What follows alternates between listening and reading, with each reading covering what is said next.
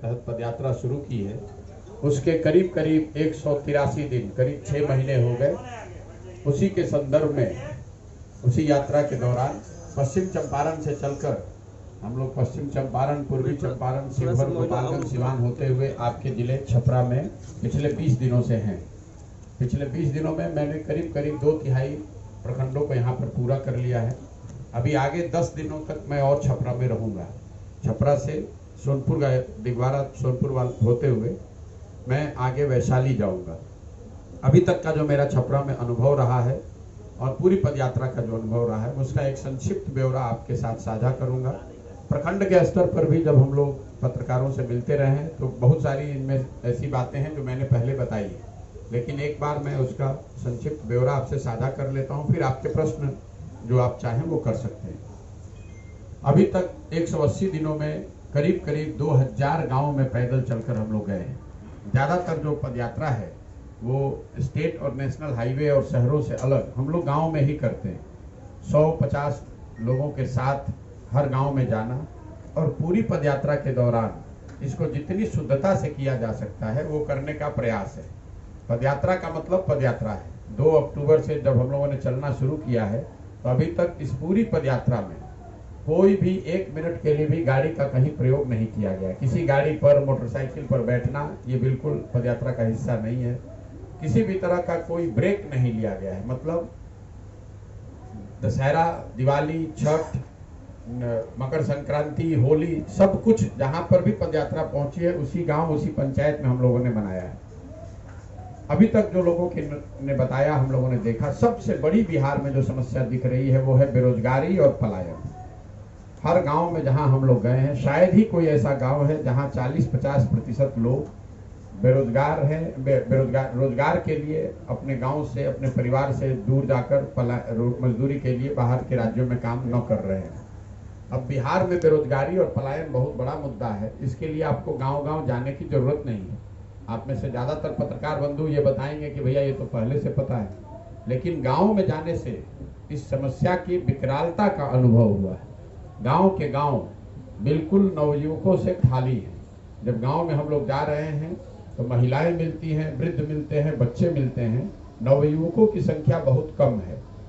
दूसरा, इसका जो एक सामाजिक पहलू है, कई लोगों को, हमको, आपको ऐसा लगता है कि बेरोजगारी और पलायन ज्यादातर गरीब तबके की समस्या है, लेकिन मेरा अपना जो अनुभव रहा है पिछले 6 महीनों में कि बहुत आर्थिक तौर पे समृद्ध लोगों के लिए भी अपने बच्चों के लिए रोजगार ढूंढ पाना बहुत बड़ी समस्या है।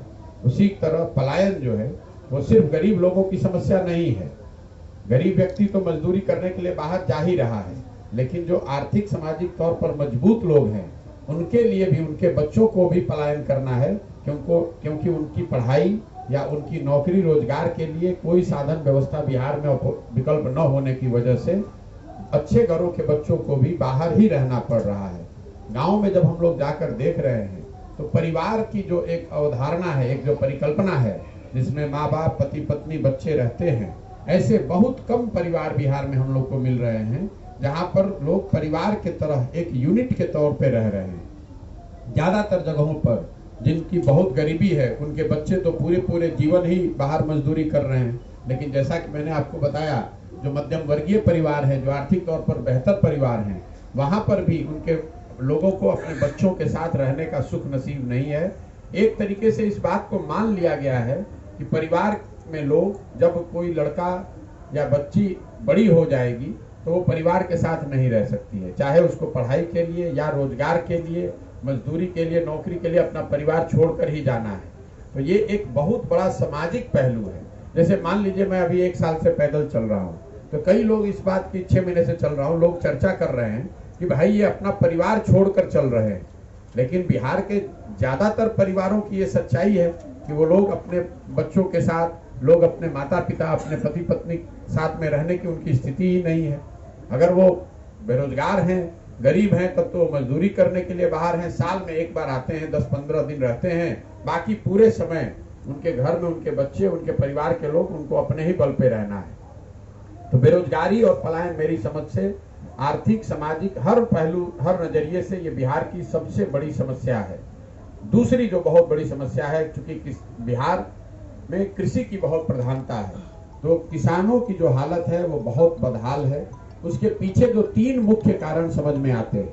पहली बात, यहाँ पर जो जमीन की ओनरशिप है, क्योंकि बिहार में पिछले 75 साल में भूमि सुधार को लेकर कोई प्रयास नहीं किया गया है, उसकी वजह से बिहार में 60% लोग, ये आंकड़ा याद रखिएगा, बिहार में 60% लोग भूमिहीन हैं। देश के स्तर पर 38% लोग भूमिहीन हैं। बिहार में समाजवाद के नाम पर, सामाजिक न्याय, गरीबों के नाम पर दशकों से राजनीति तो चल रही है, लेकिन भूमि सुधार के दिशा में कोई प्रयास न होने की वजह से बिहार में 60% लोग भूमिहीन हैं, उनके पास एक धूर जमीन नहीं है। दूसरी जो भूमि को लेकर बड़ी समस्या है कि जो 40% लोग जिनके पास जमीन है, उनमें से 40 में से 35 व्यक्तियों के लैंड होल्डिंग जो है, जमीन 2 बीघे से कम है। तो बिहार में जो खेती हो रही है वो कमाने वाली नहीं, खाने वाली खेती है। ज्यादातर लोग वही अपने खेत में उपजा रहे हैं या उपजा पा रहे हैं, जिससे उनके बाल बच्चों का, उनके परिवार का पेट भर जाए, उससे उसकी आमदनी नहीं हो रही है। आंकड़े ये बता रहे हैं कि बिहार में 100 में 5 से 6 किसान ही ऐसे हैं जिनके लिए खेती आमदनी का जरिया है। ज्यादातर लोगों के लिए खेती अपने पेट भरने का उपाय है, या फिर उस खेत में मजदूरी वो लोग कर रहे हैं। ये किसानों की सबसे बड़ी समस्या है। भूमि लैंड ओनरशिप जो है, इसी से जुड़ा हुआ सारा पहलू है। लोगों के पास रसीद काटने के लिए पैसे देने पड़ रहे हैं, उसका स्वामित्व का पता नहीं है। भूमि सुधार को लेकर एक जो बड़ी समस्या है, उसका असर आपको खेती किसानी करने वाले लोगों पर दिखता है। दूसरा किसानों की जो बड़ी समस्या जिस वजह से है, वो है जल संसाधन के क्षेत्र में कोई समुचित बेहतर प्रयास न होना। बिहार के स्तर पर करीब 50% खेती योग्य जो जमीन है, उसमें बाढ़ का खतरा है, और जो बाकी का 50% जमीन बच गया, उसमें एक बड़ी मात्रा में जमीन ऐसी है जो नदियों के कटाव या सिवान, छपरा जैसे जिलों में चंवर की जो समस्या है, जो जल जमाव की समस्या है। मैं छपरा में इतने दिन से घूम रहा हूँ, मुझे लगता है हजारों एकड़ जमीन यहाँ पर पानी के निकासी के न होने की वजह से या तो वहां एक फसल हो रहा है या एक भी फसल नहीं हो रहा है। तो पहली समस्या मैंने आपको बताई खेती किसानी को लेकर, वो है जमीन, भूमि सुधार का न लागू होना। दूसरा है जल संसाधन, या तो लोग बाढ़ की मार चपेट में हैं या फिर उनके खेतों में पानी की सिंचाई की सुविधा नहीं है। एक मैं आपसे आंकड़ा साझा कर रहा हूं, पूरे देश में बिहार एकमात्र ऐसा राज्य है जिसमें पिछले 10 वर्षों में सिंचित भूमि की मात्रा कम हो गई है। 10 बरस पहले अगर बिहार में 100 एकड़ में सिंचाई की सुविधा थी, तो 10 बरस बाद पिछले बरस वो घटकर 11% से घटकर 89 एकड़ रह गई है। ऐसा इसलिए हुआ है कि पहले जो नहर बनाए गए या नलकूप की व्यवस्था की गई, वो रख रखाव के अभाव में अब उसमें पानी आना या उससे सिंचाई की सुविधा बंद हो गई है। ये मुझे चंपारण में भी दिखा, सिवान, गोपालगंज, छपरा के एरिया में भी दिखा, और आप लोग भी देख रहे होंगे ब्लॉक वाइज भी, पंचायत वाइज भी ज्यादातर जगहों पर जहां नहर पहले से बने हुए थे या पिछले 10 साल में बने, वहां पर भी पानी नहीं आ रहा है। तो पहली समस्या भूमि की है, दूसरी समस्या सिंचाई की है, लेकिन इन दोनों से बढ़कर तीसरी जो बड़ी समस्या है जिसकी वजह से यहाँ किसानों की हालत बदहाल है, वो है उनके फसलों की उचित मूल्य का न मिल पाना। पिछले 6 महीने में जब हम लोग पदयात्रा कर रहे हैं, तो ये वो समय है जब धान की कटाई हुई है, गन्ने की कटाई हुई है। मुझे अभी तक जितने लोग मिले हैं, करीब 90% से ज्यादा लोग ये बताते हैं कि धान उन्होंने 1200 से 1500 रुपए क्विंटल के दर से बेचा है, जबकि धान का आधिकारिक मूल्य है 2050 रुपया। यही बात कमोवेश गन्ने पर भी लागू होती है। चीनी मिलों के हर जगह बंद होने की वजह से, चाहे वो मरौड़ा हो या मोतिहारी हो, पूरे चंपारण, गोपालगंज, सिवान एरिया में 30 से ज्यादा मिले चीनी मिलों के बंद होने की वजह से गन्ना उपजाने वाले ज्यादातर किसान या तो उन्होंने गन्ना उपजाना बंद कर दिया है, या जो लोग उपजा रहे हैं वो पूरी तरीके से मिलों की मनमानी उन पर है। मिल चाहे तो वेराइटी के नाम पर, वजन के नाम पर, या किसी अन्य वजह से आपको जो भाव वो देना चाहते हैं वही भाव आपको मिलता है। एक अनुमान के मुताबिक बिहार में किसानों को उनके फसल के दाम उचित मूल्य न मिलने की वजह से हर साल करीब 20 से 25 हजार करोड़ रुपए का नुकसान हो रहा है। मैं आपको रिपीट कर दे रहा हूं, किसानों को समर्थन मूल्य, सही मूल्य न मिलने की वजह से हर साल 20 से 25 हजार करोड़ रुपए का नुकसान हो रहा है। मैं एक आंकड़ा आपको दे देता हूं। हम लोग को ऐसा लगता है कि पंजाब में जो किसान है वो बहुत समृद्ध है, बेहतर स्थिति में है बिहार के किसान के मुकाबले। तो बिहार में पिछले 10 साल में सिर्फ 13% 13% धान ही समर्थन मूल्य पर खरीदा गया है और 1% गेहूं समर्थन मूल्य पर खरीदा गया है। पंजाब में ये आंकड़ा है 70%, मतलब 70 जो पंजाब के किसानों ने उगाया 70% धान सरकारी समर्थन मूल्य पर खरीदा गया, 70% से ज्यादा गेहूं समर्थन मूल्य पर खरीदा गया। जबकि बिहार में 10 साल में, एक साल में नहीं, पिछले 10 साल में सिर्फ 13% धान और 1% गेहूं ही समर्थन मूल्य पर खरीदा गया।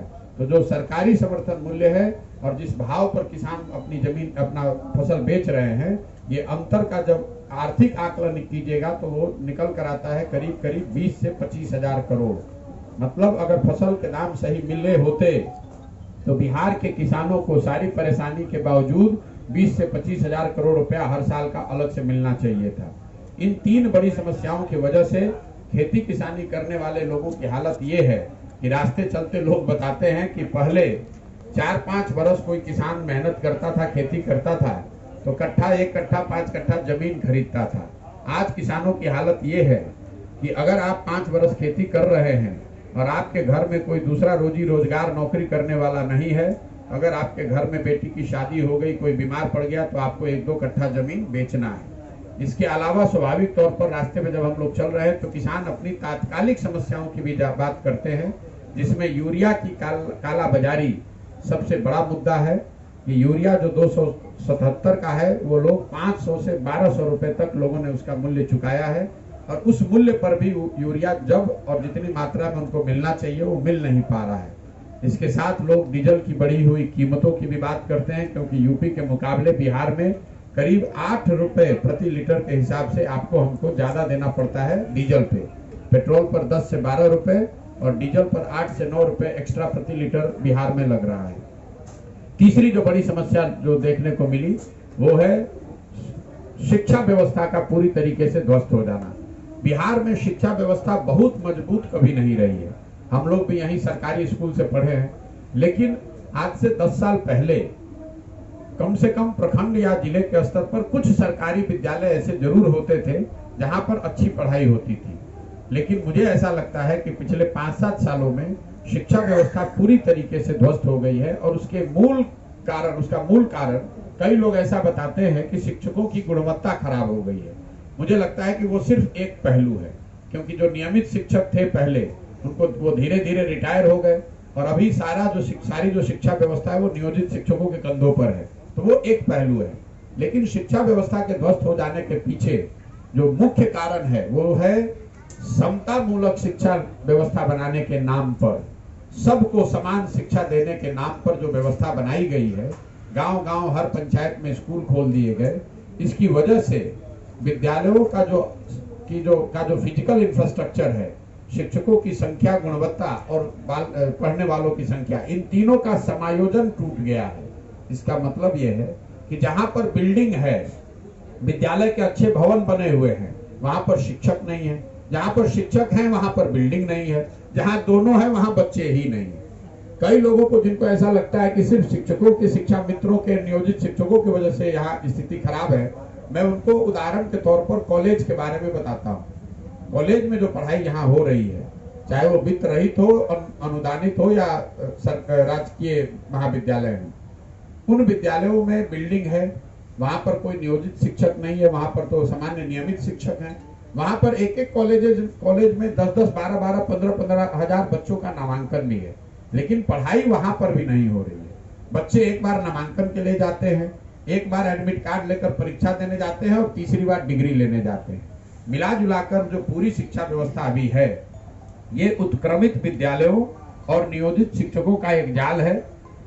स्कूलों से खिचड़ी बट रही है, कॉलेज से डिग्री बट रही है, पढ़ाई दोनों में कहीं नहीं हो रही है।